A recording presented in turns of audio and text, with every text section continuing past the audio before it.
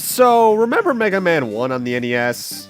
This is that, plus a little bit of Mega Man 2 on a Game Boy! Hello everyone, and welcome to Let's Play Mega Man Dr. Wily's Revenge. Or Megaman World, as the title of the video is, because that's the name of the series of this Game Boy series in Japan. We'll be playing all 5 of these games over like the next week and a half, 2 weeks, I don't know exactly, I don't have them all recorded yet. But a lot of them, I will tell you for a fact, are one video. And we're starting off with Cutman because he's honestly the easiest one. Though I can say for a fact, these stages are a lot harder than any of Mega Man 1's, because a lot of the enemies have ridiculous damage outputs. I think that has to do more so with the fact, though, that Mega Man actually has less HP in this game in general. Now, I believe this game actually does have its own specific plots. In fact, you know what? Let me look that up. Set in the 21st century, blah, blah, blah. Follows the story of the original, blah, blah, blah, blah. Mad scientist returns to send, blah, blah, blah. Okay, so it's kind of a semi-sequel to Mega Man 2. Got it. Though, there is going to be some original content, and as you can tell, a lot of the stages are completely original stages, which I like. Though, the soundtracks definitely took a hit in most cases. You'll see that especially in Mega Man World 2. God lord, that game's soundtrack hurts my ears.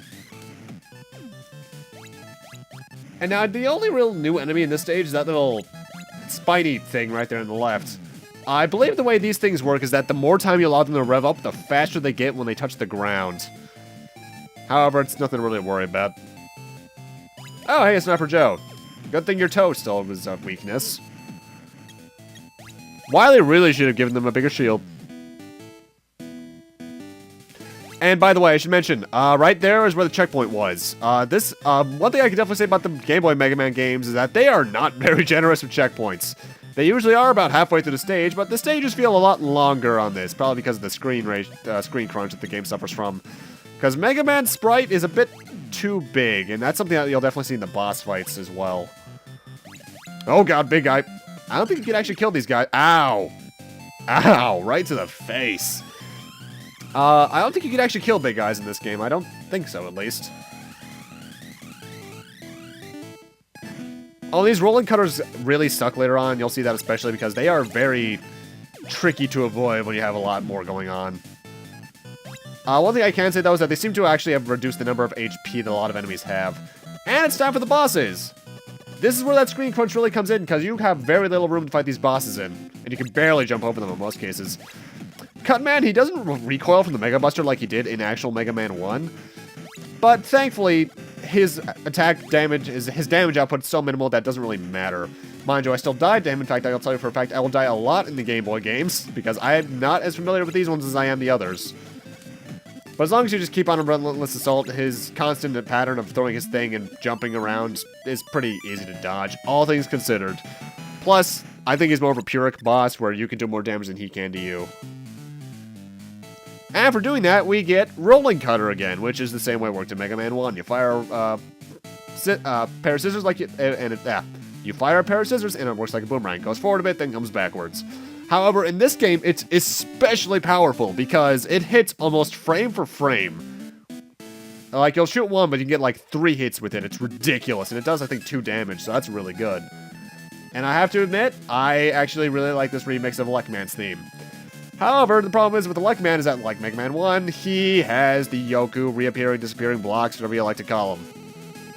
And he also has these electric beams, which do like 1/5 of my health, so don't touch those.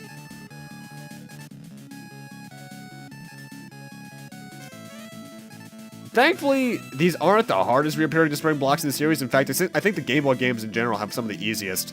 Except for one jump coming up, which I absolutely hate. In fact, here it comes right now. You see, these fans push you back, especially in midair. However,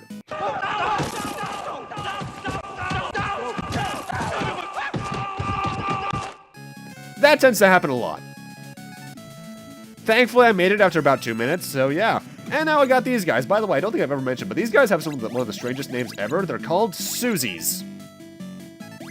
Okay, then. Mind you, to me, it never really matters what the Mega Man enemies are called, because unless they're Metal or Metul or Metar, whichever game they're whatever they're called in the game you're playing, it doesn't really matter in the long run, really. Mind you, from a developmental standpoint, they kind of had to give them nicknames so they could actually name the enemy entities. Also, these clouds look like crud. I feasibly, I think, could have played this on the Game Boy Color setting of my emulator, but I was too lazy to crack that out. Plus, I actually think this game kind of looks better in monochrome from what I've seen of it in Game Boy Color mode. Actually, I'm trying to remember, when was this game released? 91, so this was very early Game Boy. Huh. Let's see, what Mega Man's out at that point? Mega Man, all the way through Mega Man 4, I think. Because 5 was, not 5, 6 was 93. I think, yeah, actually, Mega Man 4 came out December 91, so I was actually on point with that, sweet. So kind of odd they decided to kind of go backwards a bit with that for the Game Boy games. I think they did something kind of like Mega Man 0 or Extreme did, make it while partially backtracking a bit more original stuff. Which, while I could say the stages are original, they're not as interesting as the NES stages until we get to the original, the completely original ones. They don't have, like, new Robot Masters or anything. Which even then, most of that's not until 5. Sweet, 1-up. It's always good to get one of those. And also, yeah, do not touch these, because these really hurt. And that happens. A lot more than I'd like to admit, actually. The weird thing is with Mega Man on the Game Boy, all of them, this applies to all of them, is that Mega Man has quite a bit more weight than he does in the NES games. Also, that was stupid of me. Yeah, deaths happen a lot in this one. Thankfully, I die less as these games go on so far because I'm getting used to the control scheme a bit more. Though, I can say for a fact, these have some of the worst stage designs in the series, in terms of both difficulty curve and just pure ideas, because while there are some cool gimmicks in there are some outright mean instances. One in particular I'm thinking of in Mega Man 3 that we'll see eventually. Either way, we're finally at Elect Man. He works the exact same way he did in Mega Man 1. He walks and jumps around a lot. He fires his Elect Beam, which goes in front of him and above and below him. And I think it still kills you in 3 shots. No, it does not, so he's actually weaker. Because he still goes down in 3 shots, but we don't. Huh. Either way, for beating him, we still get Elect Beam, which fires a giant shot in front of you and small lightning bolts above and below where you shot it. Pretty good for coverage, though I don't use it a lot because I just don't use a lot of weapons in these games unless it's the rolling cutter in this one. I don't know why I do that though, because a lot of people tend to use those weapons a lot. In fact, just recently at PAX East, which gives you an idea when this was recorded, the day after it ended, I went with my brother to see Bit Brigade, and they played Mega Man 2 on the NES, and I am convinced the guy playing that was a speedrunner. Because he knew exactly what to use and when. Mind you, he's also probably done it so many times, so yeah. Mind you, I forget, does Bit Brigade actually use recorded footage, or... It's been a while since I did my research on them. By the way, it was actually a really fantastic concert. I ended up getting a Metroid CD, too. And a poster, which is over there. In fact, at PAX, I got like 7 posters, and I don't know where I'm going to put them in my room. Either way, next up is Iceman. And the interesting thing about his stage is that he has these little ice blocks. The way they work is that the longer you stand on them, the more they melt. Which means you only have temporary platforms with them, so stay on your toes and try to move around as much as possible. Also, I'd be reading the Mega Man and Base BIOS, but I already did that for Mega Man 1. And I'm not doing it in the Wily War, and I didn't do it back in the Wily War, so I'm sure as hell not going to do it here. Although this is kind of dickish. Actually, yeah, dick design element number 1. If these things fall down, you have to either go back down the screen or die, depending on where you are, in order to reset them. I think you can just head back down the ladder, but I never tested it because I usually make it first try. Or you can just glitch like I did there. Whew, that was close. Yeah, big guys suck in this game. Thankfully, they don't do a third of your health anymore, I think, but they're still really annoying. But Iceman stage, pretty vanilla. The Bunby Hellies there are even easier than they were in Mega Man 1 because of this small screen ratio. You can kill them before they can really get a chance to do anything. And Sniper Joe seemed a bit more telegraphed this time around. I don't know why. Don't know about the Schworms here. I think that's what they're called, Schworms? Mind you, Mega Man enemy names are never really important. Unless they're the bosses, but yeah.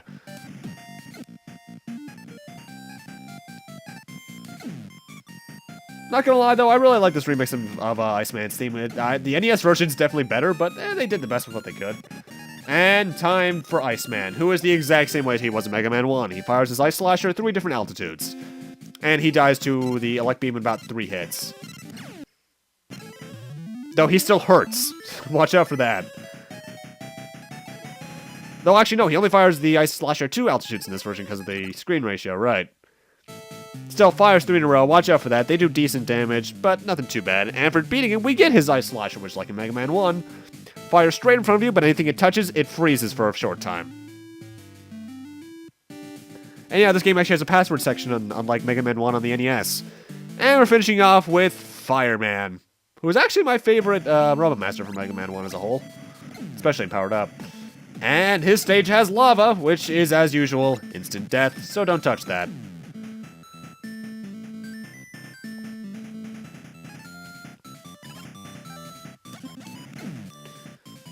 In terms of a lot of the stages, I could just recommend you keep Rolling Cutter on, because it does a lot of damage, so it's just one of the best weapons to have on at this point. I find out that I generally do this kind of stuff more in the handheld Mega Man games than the console ones, because while I could use a lot of my weapon energy in the NES Mega Man games and such, and Super Nintendo like X, in order to make enemies go down a lot easier, I just prefer to use the Mega Buster because I'm just more used to it. Meanwhile, unlike the Battle Network games, the Zero games, I'm actually kind of on and off with using my Buster otherwise. I don't know, my special weapons. I hate that jump. And jumps like that are going to be kind of a running theme in the Game Boy games with ceilings that gimp your jumps. And hey, a Mega Man 2 enemy. Odd time for these guys to show up, but then again, were they in Mega Man 1? I don't think they were. No, they weren't, were they? Huh. Odd to bring one Mega Man 2 enemy in, but I guess the game was out at this point. By the way, one thing I do have to say that I like about this game as opposed to Mega Man's 4 through 6, actually no, 4 through the rest of them actually, is that it has the better pause system that I actually like from Mega Man's 1 through 3. It just kind of comes up on screen and you don't have to go through a fade to black transition. Because I do believe in Mega Man's 4 onwards, the actual pause screen takes longer. Which, that's kind of stupid, but eh. Anyway, in case you're wondering how you get that weapon energy up there, freeze the fire. Though, technically speaking, fire is a state of plasma, so it shouldn't be freezable that easily, but oh well. Mind you, I basically know nothing about science, so I should probably shut up. I used to be really good at it in high school and such, but I've been out of high school for almost a year now. Oh god. No. Why is that? No. Ugh.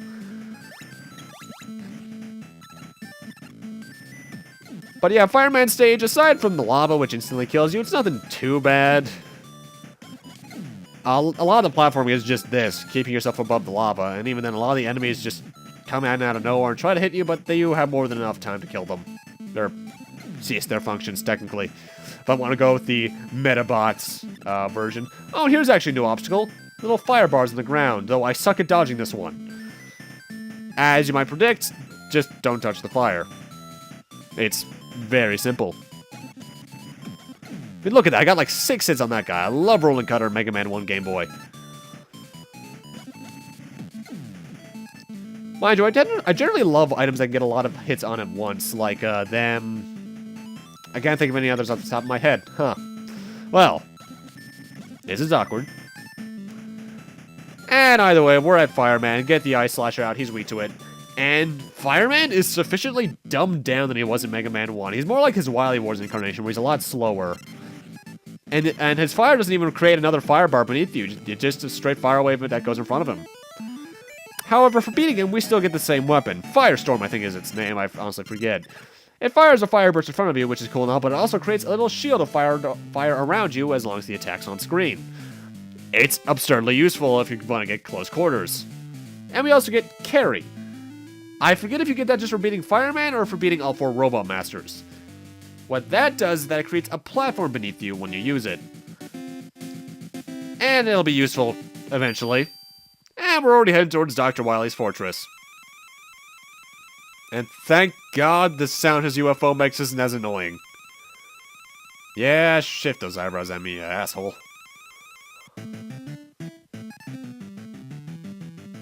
Oh, this is a nice little shot here. Though I question why Mega Man's outline is white. He's going Super Saiyan. And let's get this one up with Carrie. Or, actually, no, I just ignore it. Huh, could have sworn I actually got that. Oh, well. Either way, Wily Fortress 1 is kind of annoying, because it tends to throw a lot of the game's stuff at you from thus far. A lot of enemies, and the checkpoint isn't until a good distance through. But thankfully, we've played harder, so it won't be too bad. Though, why does it throw a big eye at me immediately? The thing with big eyes is that they're the exact same way they were in the NES game. They only jump twice. They only jump one of two ways. Short jumps or long jumps, and there's no way to predict which one they're doing. Also, I could have done that mole section there a lot more gracefully if I just, instead of heading straight through, went very slowly through it. And that's Carrie. Oh god, I'm gonna die. You ever have those moments where you just realize, I'm screwed? That was one of those moments for me. And now we're safe.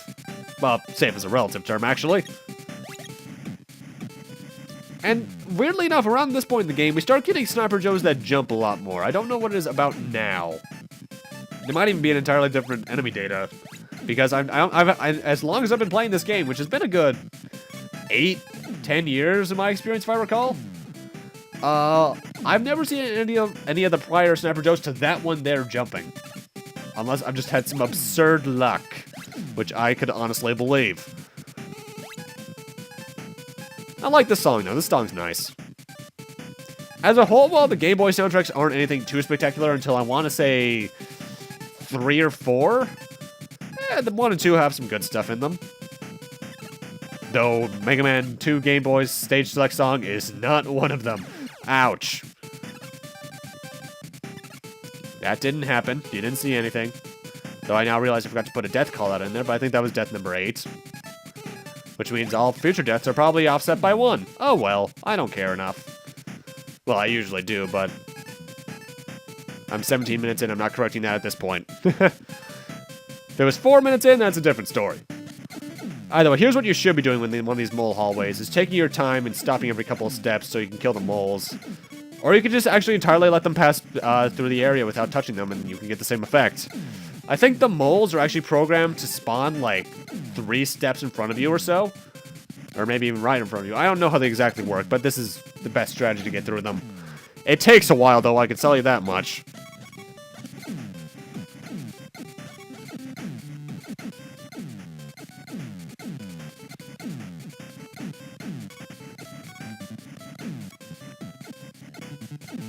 Now, you gotta wonder where these moles are coming from, because they're infinitely spawning, which, mind you, makes them really good for grinding for weapon energy if you need them, but still, it's kind of odd.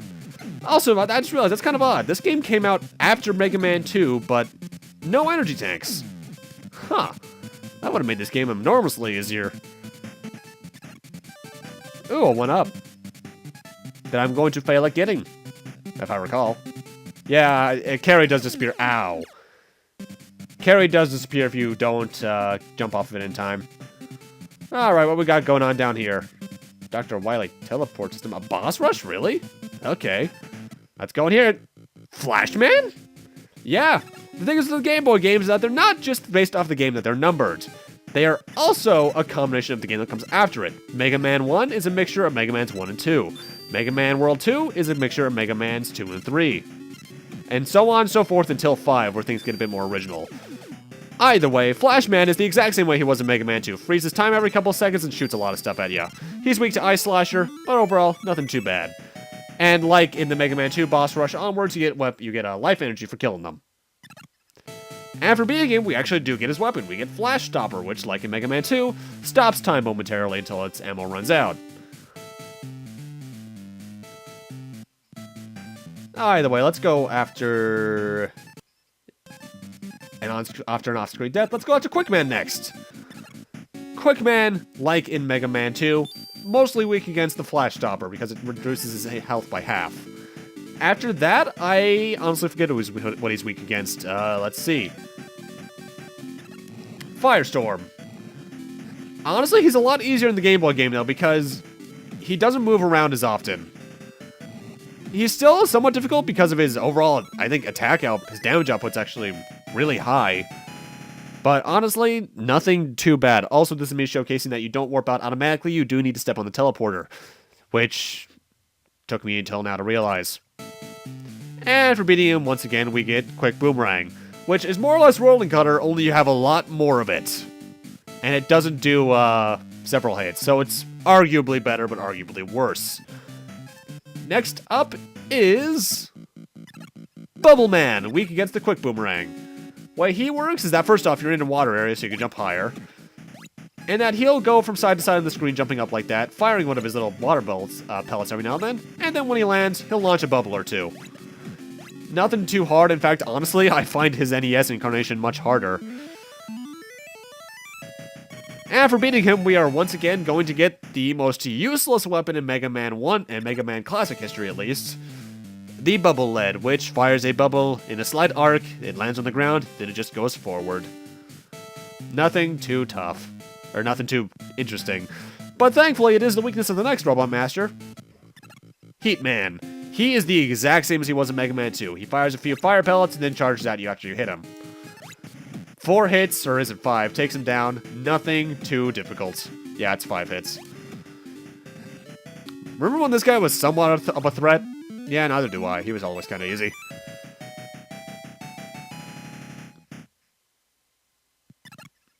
And for beating him, we once again get the Heat Atomic Fire, which, like in Mega Man 2, you can charge up to 3 levels for higher damage output, though it costs more ammo.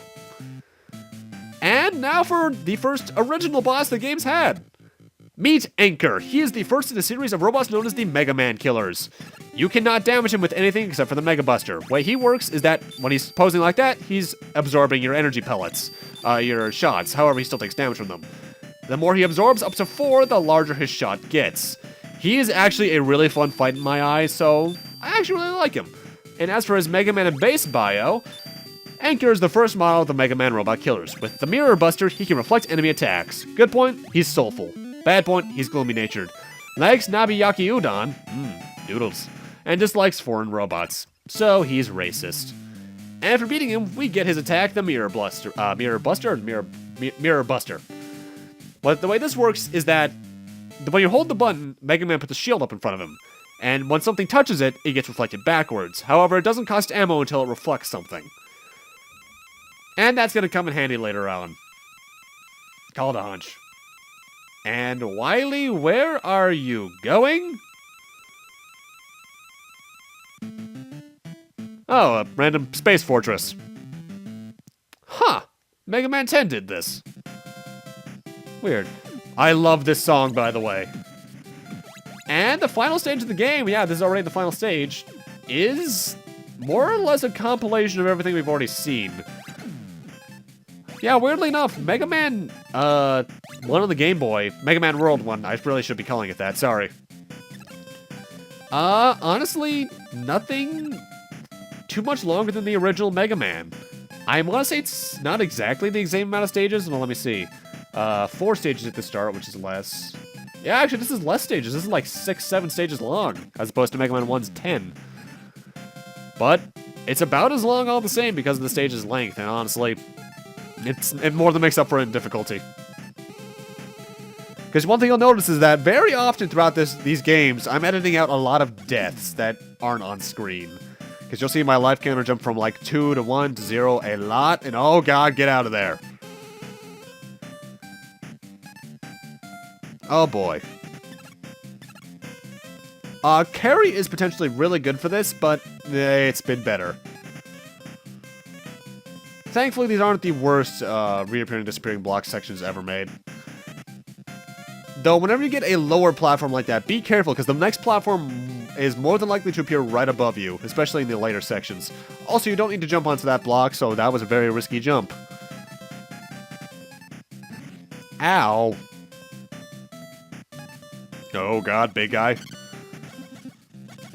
I seriously don't think you can kill these things. However, they are susceptible to Ice Slasher like they were in the original game. And they actually show that they're frozen this time. Ow! That had to hurt. I really should not be standing there.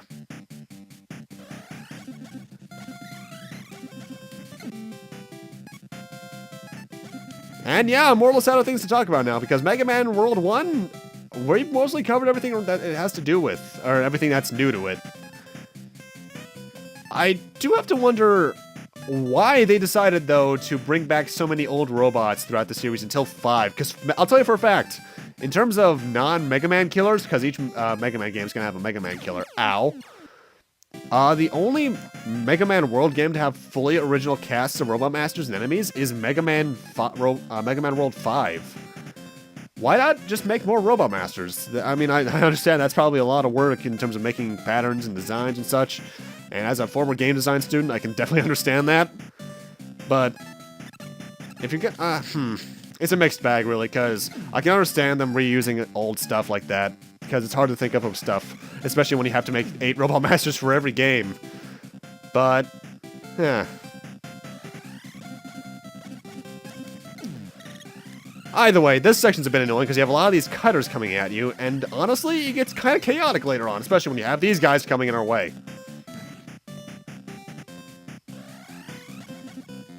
I don't even remember where the checkpoint is for this stage. I want to say we're not... I don't think we've actually reached it yet. I think it's at the next No, actually, no. I think it was at the last disappearing block section. Because, yeah, these stages get really long. Or no, it's not, because I remember having to backtrack through this. Wait, no, it would be. I forget. I actually recorded this like 3 days ago, so I honestly don't remember.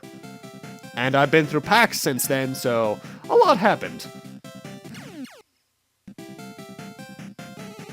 You know, if this was Mega Man 2, I probably would not have, I probably would have restarted the game if I died 10 times like that. Because while I'm not a complete and total perfectionist, there are some times where I just kind of die in a game and lose my motivation to play it. And Mega Man, as much as I love the series, can have that happen to it especially. Except in 6's case. 6 I'll always play through all the way from start to finish because I just love that game to death. Yet to this day, I still don't know what it is about 6. Ow! Well, thank God knockback works the way it does in this game. Anyway, here's actually something new. These little blocks here can only be broken with Heatman's level 3 atomic fire. Thinking about it, I'm not sure why they didn't have something like that in Mega Man 2 as it was, because Mega Man 2 had environment tiles that could only be broken by certain attacks, like the Crash Bomber. So that's kind of odd. Also, I'm just going over here to show there is actually 2 paths you can take here. The upper and the lower path. The upper path is a lot safer. So after I kill this guy, I'm going to it.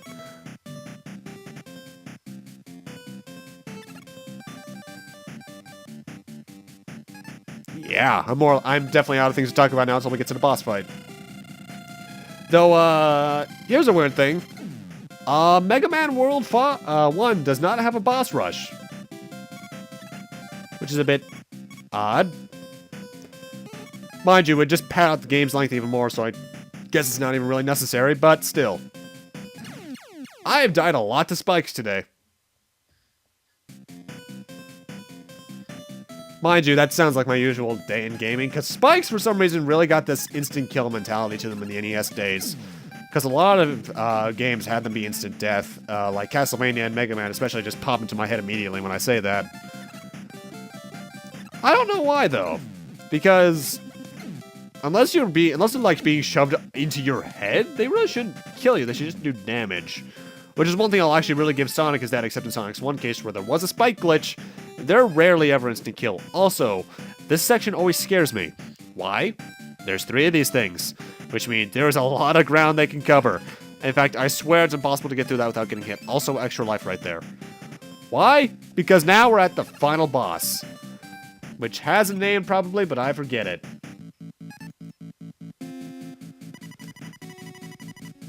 I guess this is technically a Wily machine. First phase is weak to quick boomerang. You can just rapid fire it so he can dodge. Well, first off, stay close so as few of those blades hit you as possible, and just rapid fire the weapon to get as many hits in as possible. Phase 2 is invulnerable to everything that's not the Mirror Buster. Get it out, and watch out for the little turret gun that spawns on its side right there on the bottom of the machine. You have to reflect its shots back at it, and the claw is often what kills me in this fight, because I usually am really bad at determining where it will go. This time, however, I did pretty well at that.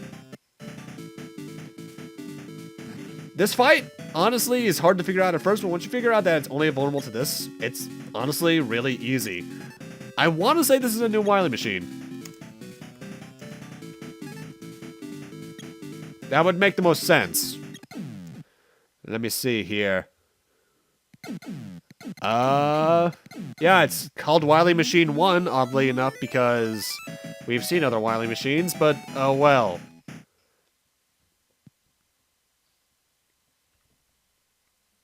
And now his space station randomly explodes. I don't even want to think about where all that debris is going, but oh well.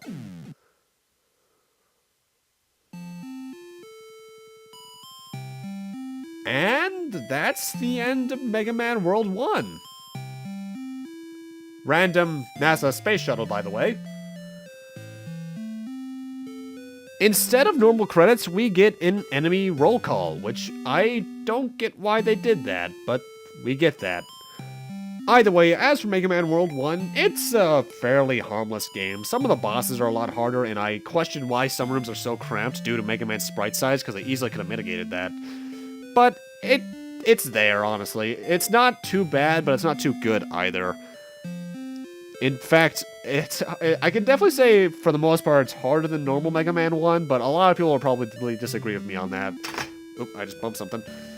Because the thing is with the Mega Man World games is that they're only hard to me because I haven't played them as much as other people have. I know I say the Zero, I know I say the Zero series is easy, but that's only because I played it to death. Newcomers find the Zero series probably the hardest. If I played these games a lot as a kid, or even more as I age, I'll probably find this to be a really easy game, but there's a lot of strange design choices in the stages. Either way, if you want to play this, it is on the Game Boy, obviously, and the 3DS Virtual Console. So not many ways to obtain it, but you can still obtain it today fairly easily, all things considered, because of how much the 3DS has sold. And we're not done with the series yet. I'm actually tackling all 5 games over this next, week and a half, probably. So look forward to that. Next up is Mega Man World 2, which is also one video. Then Mega Man World 3, which is also one video. Mega Man 4 is probably going to be the first one that's more than one video. So look forward to that. Also, what is with some of these enemy names? I know they have, Japanese names and such, but it's weird. Like, Chanchki Maker. What? Well, actually, no, that one kind of makes sense, because it throws out those little fire enemies, which are called Chanchkis, but still. Oh, hello, typo. Bunby Hetty. That's supposed to be Bunby Helly. Though I do admittedly really like these derpy-ass faces for the Robot Masters. That's funny. In fact, that's one thing I can say about this game is that while I don't find it too interesting, it is at least charming, because it's an early Game Boy game. And there's something about early Game Boy games that you can just make, well, something about them, you can just tell they're early Game Boy games, and that's charming. It's kind of like me and Mario Land 1 and 2. And, oh shit, which game was it? We had my brother had this one Teenage Mutant Ninja Turtles game on the Game Boy that was practically impossible. But, what was it called? I need to look this up now. TMNT Game Boy games.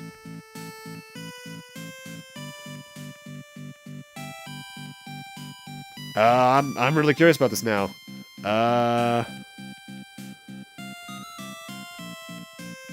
Oh, was it on? Was it Fall of the Foot Clan? No, it was Manhattan. No, actually. No, it was Back from the Sewers on the Game Boy. That game was hard. And we also had this, I know for a fact we had this old, Rocky and Bullwinkle game that was also practically impossible. Memories from my childhood. I sucked at video games. Mind you, I objectively probably still do in some people's eyes. But I've gotten at least better. Also, smiling Mega Man there is creepy.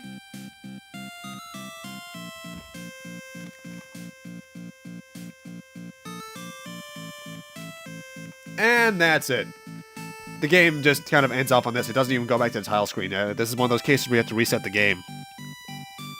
Either way, with that, I'm going to need to end this off here. Thank you guys for watching, and I'll see you guys in Mega Man World 2.